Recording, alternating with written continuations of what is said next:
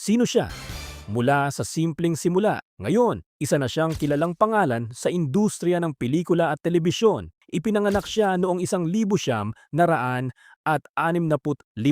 sa Maynila. Lumaki siya sa simpleng pamumuhay at maagang nahubog ang kanyang determinasyon na makilala sa mundo ng showbiz. Bago siya sumikat, dumaan muna siya sa iba't ibang audition at maliliit na oportunidad upang maipakita ang kanyang talento. Nagsimula siya bilang artista sa mga pelikula at palabas sa telebisyon bago tuluyang mapansin ng mas maraming manonood. Sa kabila ng matinding kompetisyon sa industriya, pinatunayan niya ang kanyang husay sa pagganap, lalo na sa mga kontrabida at action roles. Ngayon, isa siya sa pinakahinahangaang aktor na nag-iwan ng marka sa Philippine cinema at television.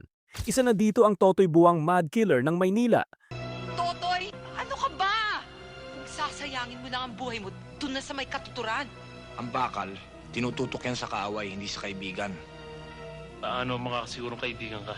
Kilala mo na ba kung sino siya? Siya si John Paul Guido Boucher Scherer, mas kilala bilang John Regala, ang tinaguriang isa sa mga pinaka-iconic na kontrabida at action stars ng kanyang henerasyon.